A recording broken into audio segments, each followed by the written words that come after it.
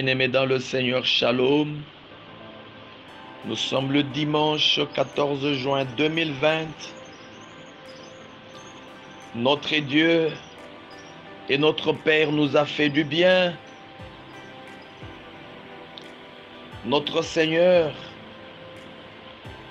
avant son ascension, il a dit ceci aux disciples: je m'en vais auprès de mon Dieu et votre Dieu, auprès de mon Père et votre Père. Oh, gloire soit rendue à notre Dieu. Nous voulons ce matin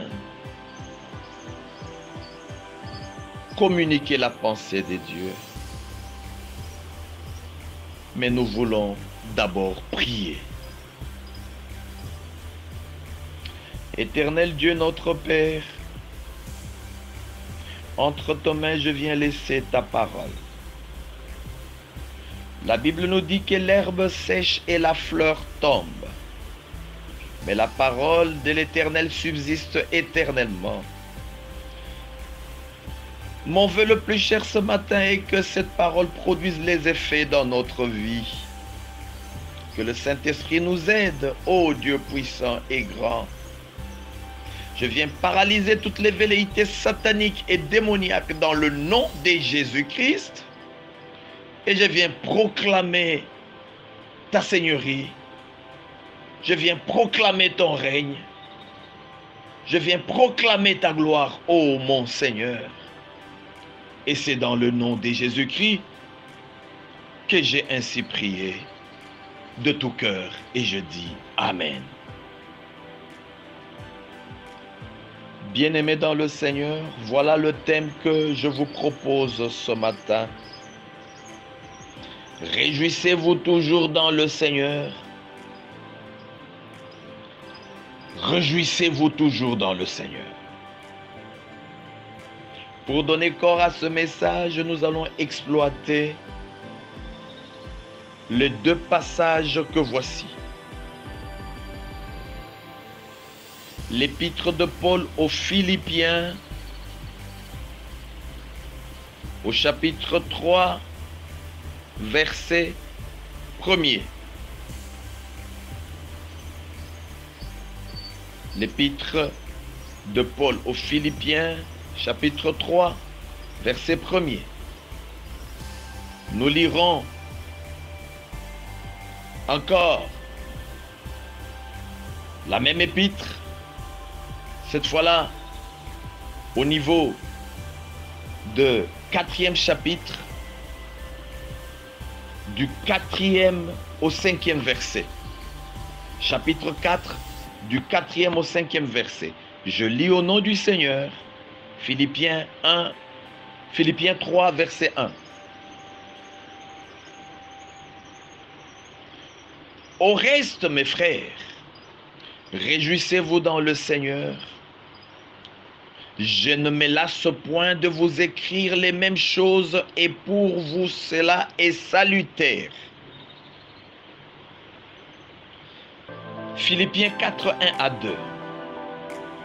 Réjouissez-vous toujours dans le Seigneur. Je le répète, réjouissez-vous. Que votre douceur soit connue de tous les hommes. Le Seigneur est proche. Bien-aimés dans le Seigneur, Paul a écrit ces choses lorsqu'il était en prison à Rome, dans la ville de Philippe, l'actuelle Bosnie-Herzégovine. C'est la première ville européenne qui a reçu l'évangile. Et Lydie, la marchande de pourpre, fut la première convertie en Europe. Précision de taille. Elle craignait Dieu et elle écoutait le Seigneur. Cette femme bien-aimée dans le Seigneur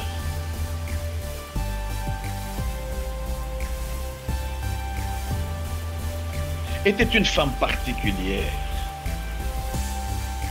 Cette femme avait pu saisir la grâce de Dieu.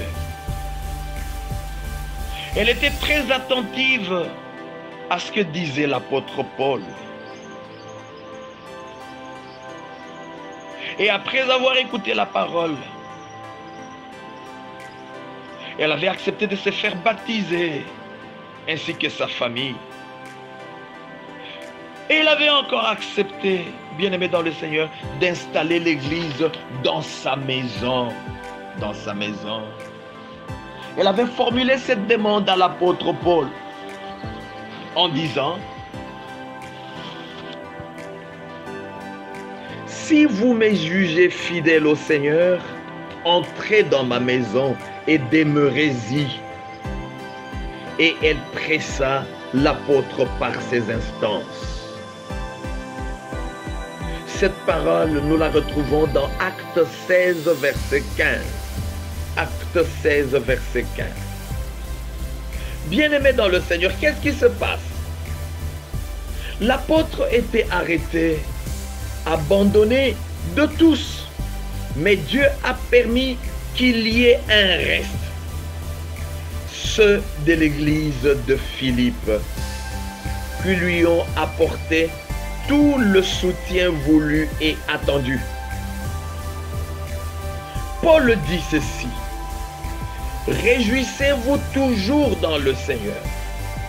C'est la première fois, cependant, qu'il ajoute l'expression dans le Seigneur. Dans le Seigneur. L'expression qui spécifie la sphère dans laquelle se situe la joie du croyant. Cette joie est sans rapport avec les circonstances favorables ou défavorables de la vie. Elle dépend d'une relation inaltérable et permanente avec le Seigneur souverain. Paul dit: réjouissez-vous toujours dans le Seigneur. Il a repris cela pour que cela s'enracine. Mais curieusement, bien-aimés dans le Seigneur, les gens ne se réjouissent presque plus. La majorité des gens ne se réjouissent presque plus. Ils ont des problèmes très sérieux. Ils ont laissé les problèmes emporter leur joie. Ils ont constamment le visage renfrogné. Nous devons nous réjouir. Nos pensées peuvent affecter notre santé physique et mentale, bien-aimés dans le Seigneur. Proverbe 17, 22 nous dit ceci. Proverbe 17, 22. C'est par rapport à notre santé. Ce proverbe nous dit ceci: un cœur joyeux est un bon remède, mais un esprit abattu dessèche les eaux. Dessèche les eaux. Nous devons retenir ceci: celui qui est joyeux, même s'il est malade, il sera vite guéri. C'est un traitement de choc, bien-aimé. Il apporte vite la guérison. Celui qui se réjouit ne vieillira pas avant le temps. Il va maintenir sa santé, il va maintenir sa beauté et il va maintenir sa fraîcheur. Dis à celui qui est à côté de toi: réjouissez-vous toujours dans le Seigneur, réjouissez-vous. Alléluia. Nous aurons 2 points à exploiter ce matin. Le premier est le suivant: les secrets à retenir pour maintenir la joie malgré les difficultés de tout genre. Je reprends. Les secrets à retenir pour maintenir la joie malgré les difficultés de tout genre. Deuxième point. Qu'est-ce que vous devez faire pour être constamment dans la joie. Qu'est-ce que vous devez faire pour être constamment dans la joie? Nous abordons le premier point.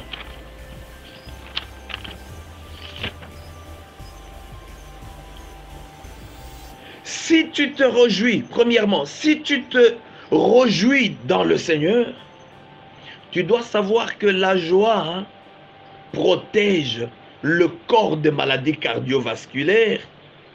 Les maladies cardiovasculaires qui constituent un ensemble de troubles affectant le cœur et le vaisseau sanguin. Nous pouvons citer quelques-unes. L'hypertension artérielle, l'arrêt cardiaque, l'accident vasculaire cérébral, en abrégé AVC, etc. Deuxièmement, la joie stimule le système immunitaire. Il devient très fort. Les maladies auront des difficultés sévères pour envahir notre santé. Troisièmement, la joie relaxe les muscles et diminue les stress qui peuvent se manifester par les symptômes physiques ci-après. Le trouble de sommeil, les fatigues, les troubles de l'alimentation, les palpitations cardiaques, l'irritation, etc. Quatrièmement, la joie diminue les infections des voies respiratoires, bien-aimés dans le Seigneur. Très, très important. Cinquièmement, la joie accélère la guérison des maladies cardiovasculaires provoquées par les stress. Ceux qui manquent la joie meurent vite. Meurent vite. Sixièmement, la joie permet qu'on dorme dans la paix. On ne connaît pas d'insomnie. On n'aura pas besoin de recourir au Valium pour dormir. La joie est précieuse, mes frères et sœurs. Septièmement, la joie ralentit le vieillissement cellulaire. Nous avons l'ADN. Il y a des télomères. Quand nous avons des soucis, ces télomères-là se coupent. Et cela amène la vieillesse. Et la conséquence, à 30 ans, vous pouvez avoir le visage de quelqu'un qui a 50 ans. Bien-aimé dans le Seigneur. Celui qui a constamment la joie, sa vie sera attrayante. Ne sois pas quelqu'un qui se lamente à tout moment. Les gens te surnommeront lamentation de. Ne pleure pas trop. Ne te plains pas trop. Les gens vont vous mépriser, mon frère, ma soeur. Évitons les émotions négatives et le désespoir. Ne vous découragez pas. Demain, ça ira. Arrêtez de trop critiquer. C'est une fausse affaire. Arrêtez avec les rancunes. Pardonnez. Oubliez. Ton cœur n'est pas un dépotoir, mon frère, ma soeur, mais un dépôt pour garder les bonnes choses, la parole de Dieu et les bons souvenirs. Ton cœur n'est pas un dépotoir, un endroit destiné à recevoir des ordures, des immondices. Non. Par rapport à tout ce que vous avez gardé dans votre cœur, répondez à cette question. Votre cœur est-il un dépôt ou un dépotoir? Je reprends. Votre cœur est-il un dépôt ou un dépotoir? Deuxième point. Qu'est-ce que vous devez faire pour être constamment dans la joie? Premièrement, gardons les bons souvenirs. Gardons les bons souvenirs. Philippiens 1, 3 à 5. Je rends grâce à mon Dieu, c'est Paul qui parle. Je rends grâce à mon Dieu de tous les souvenirs que je garde de vous, ne cessant dans toutes mes prières pour vous tous de manifester ma joie au sujet de la part que vous prenez à l'évangile depuis le premier jour jusqu'à maintenant. Bien-aimé, Paul était en prison, mais se souvenait des meilleurs moments, les bons souvenirs. Je précise qu'il n'était pas en liberté, mais en prison. Pour être dans la joie, faisons très attention à nos pensées et à nos souvenirs. Rappelons-nous des meilleurs souvenirs de notre vie. Éliminons les pensées négatives dans notre vie. C'est un poison qui tue à petit feu. Ne passe pas en revue les mauvais souvenirs. C'est un mauvais album. Pense à ce qui est bon. Souvenons-nous des meilleurs souvenirs et éliminons les mauvais.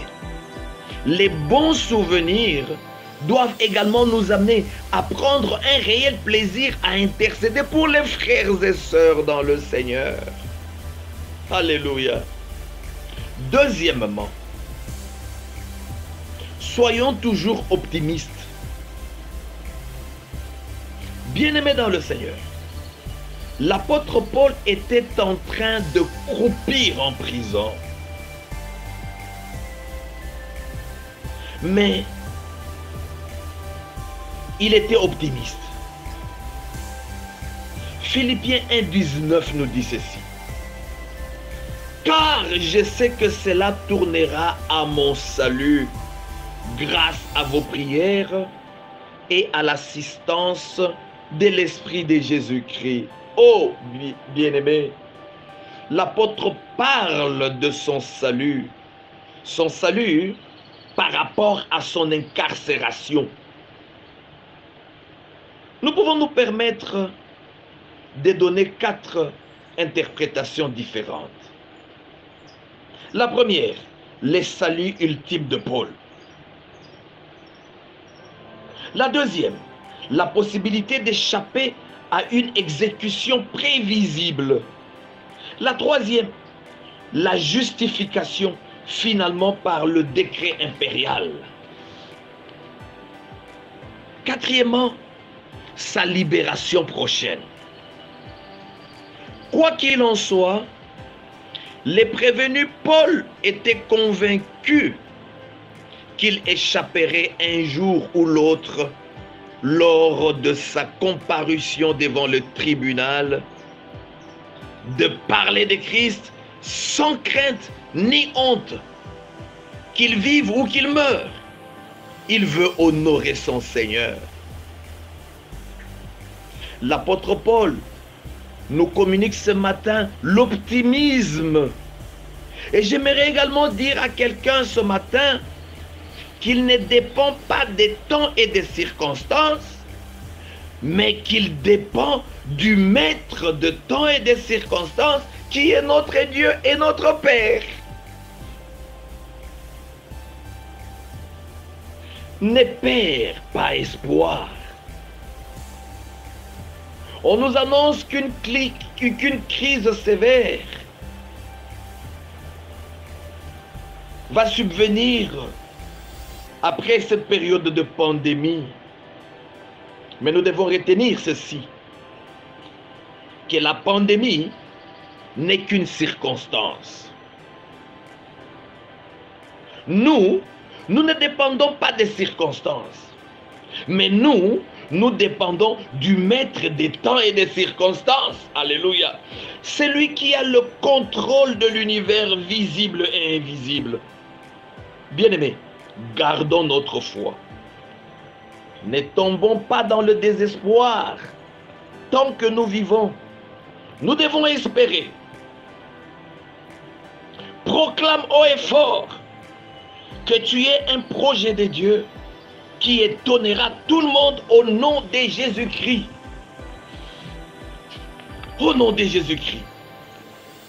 Tu ne dépends pas de la crise qui est annoncée. Tu ne dépends pas de la crise qui pointe à l'horizon. Lisons Romains 8, 28 à 30. Romains 8, 28 à 30. Nous savons du reste que toute chose concourt au bien de ceux qui aiment Dieu, de ceux qui sont appelés selon son dessein.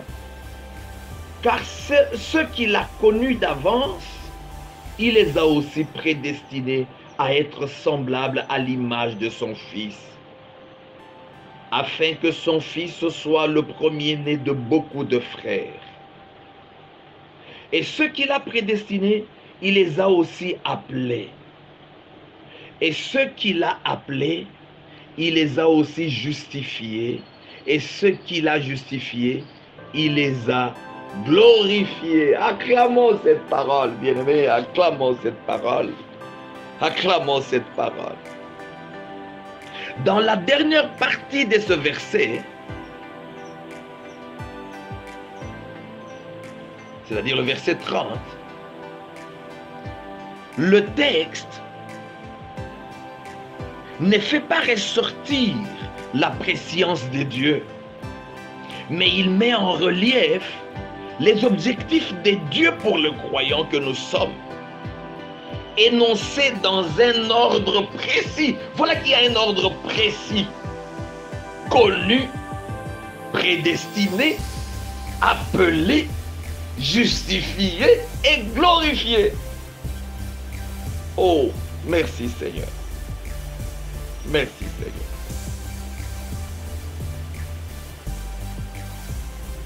Troisièmement,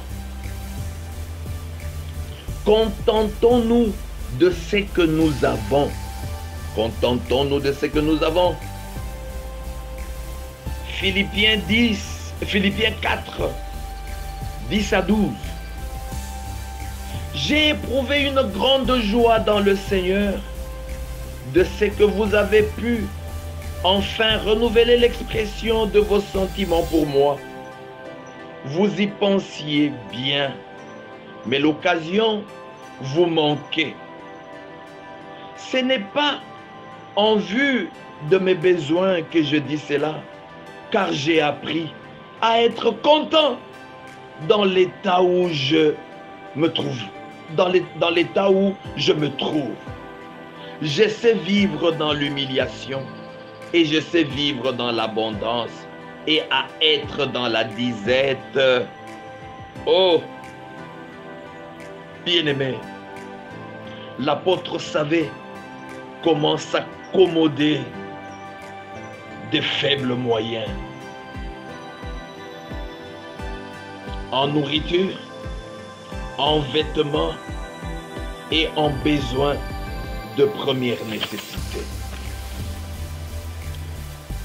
Mais aussi, comment vivre un temps de prospérité matérielle? Paul savait être content aussi bien lorsqu'il était dans la disette que lorsqu'il avait assez à manger, bien-aimé dans le Seigneur. Paul maintenait la constance. Oh, Seigneur, aide tes enfants que nous sommes à maintenir la constance dans notre vie, quelles que soient les difficultés. Bien-aimés, n'envions pas. Contentons-nous de ce que nous avons. Nous devons avoir l'espoir. Tout ira mieux demain. tout ira mieux pour nous, bien-aimés. Ne va pas vite dans la vie. Tambola malembendeko. À chacun son tour. Kokende liboso eza kokoma te. Sachez comment vous adapter en face des situations, bien-aimés. Très, très important. N'envie pas les autres. Considère que dans le calendrier des dieux, il y a une date que Dieu a réservée pour toi. Et Dieu a réservé des choses glorieuses pour toi. Il le fera au bon moment. Au bon moment. Il faudra simplement avoir la foi. Avoir le regard fixé vers lui. Car c'est de lui que nous viendra le secours. Le secours nous viendra de lui, notre Père. Lui qui a fait les cieux et la terre. Quatrièmement, n'ayez pas peur d'exprimer vos sentiments, bien-aimés. N'ayez pas peur d'exprimer vos sentiments. Partage tes sentiments profonds avec ceux qui te sont chers, bien-aimés. Jésus avait pleuré pour Jérusalem. Il avait pleuré. Luc 19, verset 41. Luc 19, verset 41. Il avait également pleuré pour Lazare. Bien-aimés, les sentiments qui vous étouffent peuvent nécessiter à ce que vous pleuriez. N'hésitez pas. N'hésitez pas. Le Seigneur lui-même avait pleuré. N'hésitez pas. N'hésitez pas. Cinquièmement, s'aimer la joie tout autour de vous. S'aimer la joie tout autour de vous. Vous allez lire Philippiens, nous l'avons déjà lu, ce texte-là. Philippiens 4, nous l'avons lu. Remets tout entre les mains de Dieu. S'aimer la joie. Sois avec ceux qui peuvent t'amener à rire. C'est un meilleur traitement, bien-aimé dans le Seigneur. Un meilleur traitement.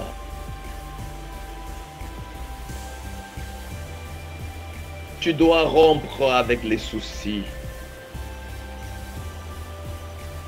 Que Dieu bénisse sa parole. Que Dieu bénisse sa parole. Père, je viens te dire infiniment merci parce que nous avons écouté ta parole, ô Dieu puissant et grand. Merci de nous communiquer le secret pouvant nous amener à maintenir la joie malgré les difficultés de tout genre, ô Père éternel. Merci également, ô Dieu d'amour éternel, de nous communiquer comment nous devons faire pour être constamment dans la joie. Ô Dieu puissant et grand, je laisse mon frère et ma sœur entre tes mains. Il y a certains, Seigneur Dieu d'amour éternel, qui ont de soucis. Il y a certains, ô Dieu d'amour éternel, qui ne se réjouissent presque plus, ô Dieu puissant, alors qu'aujourd'hui, toi, tu viens de nous recommander de nous réjouir dans le Seigneur. Dans le Seigneur. Ô Dieu de mon salut, repends la joie dans la vie de quiconque écoutera cette parole. Communique la joie au travers de ton esprit, ô Dieu puissant et grand. Communique la voix, ô Dieu de mon salut. Communique la joie, ô Père éternel, de libérer tes enfants, ô Dieu puissant et grand. ceux qui sont pris dans le piège des soucis, dans les pièges des chagrins, ô Dieu d'amour éternel, daigne les libérer. Telle est la prière que je t'adresse particulièrement ce dimanche matin. Et c'est dans le nom de Jésus-Christ, qui est notre Seigneur et notre Dieu, que je prie ainsi de tout cœur. Et je dis, Amen, Amen, Amen. Merci Seigneur, merci Seigneur. Bon dimanche à tous et à chacun. Nous allons nous retrouver le dimanche prochain, si Dieu le veut. Bye bye. Abonnez-vous sur notre chaîne Escalator TV. Escalator TV, c'est la culture dans sa diversité.